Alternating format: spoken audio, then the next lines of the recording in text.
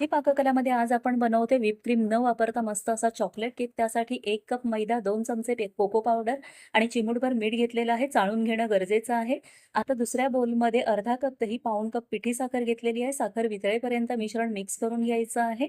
आता यामध्ये जाईल 1 चमचा बेकिंग पावडर, अर्धा चमचा बेकिंग सोडा. दह्यामध्ये सोडा घातल्यामुळे मस्त असं बॅटर आपलं ॲक्टिव्हेट झालेलं आहे. छान फुलून आलंय बॅटर आपलं.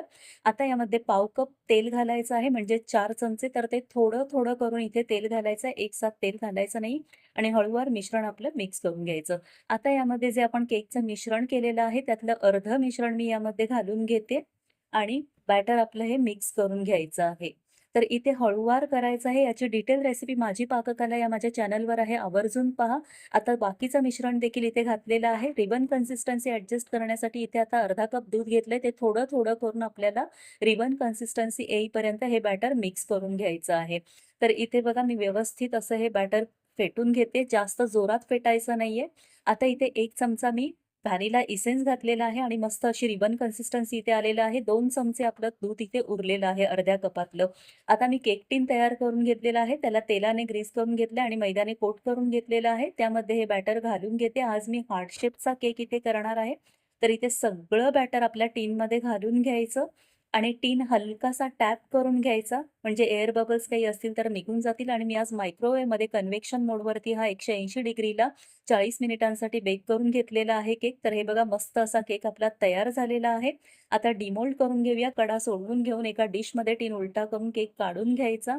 आता एका ट्रेवरती मी हा केक घेतलेला आहे आणि वरचा जो पोर्शन आहे फुगीर तो थोडासा कट करून घेते. फक्त 2 लेयर्समध्ये आज मी हा केक तयार करणार आहे. 3 लेयर्स नाही करणार आहे. तर साइडने असं ना सुरीने मार्किंग करून घ्यायची आणि नंतर एक थ्रेड घ्यायचा. तो थ्रेड त्या मार्किंगमध्ये घालून आपल्या साइडने थ्रेड ओढायचा, म्हणजे अगदी इव्हनली याचे 2 पार्ट तयार होतात. तुम्हाला 3 पार्ट करायचे असतील तरी तुम्ही करू शकता.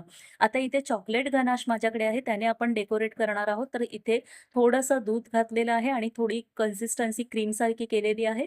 मधल्या लेयरमध्ये ते घालून घ्यायचं. नंतर वरची लेयर ठेवून घ्यायची आणि पुन्हा थोडं जास्त दूध घालून थोडं लिक्विड फॉर्ममध्ये मी हे गनाश तयार केलेलं आहे. आणि ते आता खाली एक डिश ठेवायची आहे. त्यावर ट्रे ठेवून त्यावर हे आपलं जे चॉकलेट गनाशचं मिश्रण आहे ते पोर करायचं. तर इथे सगळं मिश्रण मी कोट करून घेतलेलं आहे व्यवस्थित केकला आपल्या. वरनं मी माझ्याकडे गोल्डन बॉल्स होते त्याने डेकोरेट केलेलं आहे. आता हा केक अर्ध्या तासासाठी फ्रिजमध्ये सेट व्हायला ठेवायचं आणि मस्त असा हा चॉकलेट केक इथे तयार झालेला आहे. खूपच भारी लागतो. बर्थडेला वगैरे मुलांना चॉकलेट केक हा नक्की तयार करून बघा आणि चवीला अप्रतिम असा हा केक तयार होतो. व्हिडिओ आवडला असेल तर व्हिडिओला प्लीज लाईक आणि शेअर करा. त्याचबरोबर प्लीज सबस्क्राईब करायला मात्र विसरू नका.